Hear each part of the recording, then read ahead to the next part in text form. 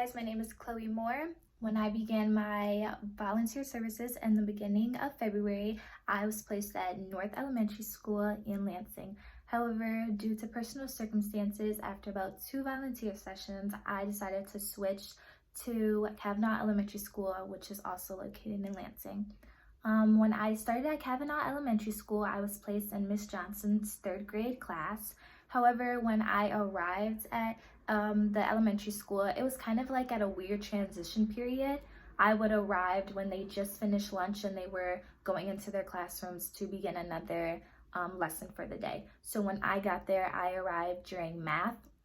So a normal day would look like me going into the classroom, usually help Miss Johnson get situated and get the kids into their seats, and then we would begin the lesson. So after the lesson got started, my job was to mainly take about 3 or 4 students outside and just help them one-on-one with the math lesson of the day if they were struggling or if they weren't necessarily picking it up as fast as the other kids.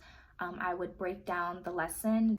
I feel like that one-on-one time with them really makes them feel special, and it really just gives me a sense of gratification, especially when 1 or 2 students might come up to you at the end of the lesson and say, "Thank you for helping me. Thank you for helping me understand the lesson. Now I can sit next to my friend and I can understand what they're saying." Like little things like that just helps me realize that I'm helping them.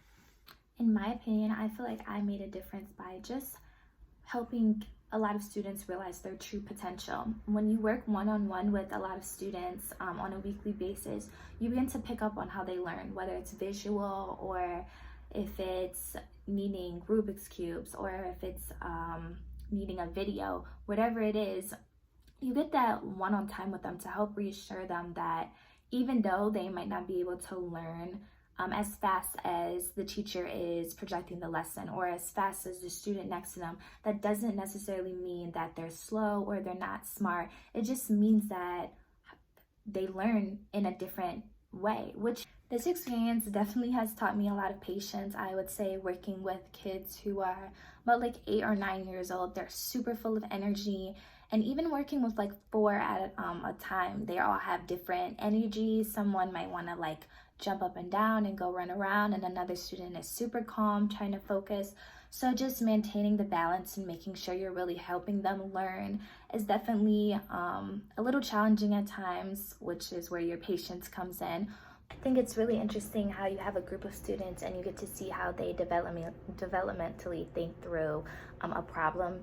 You have one person who thinks through it using his hands. You have another person who thinks through it writing things down. You have another person who thinks through it by using Rubik's Cubes, and I think all those different ways interpret it into one problem. It's just a really cool way of seeing how different people might learn one problem.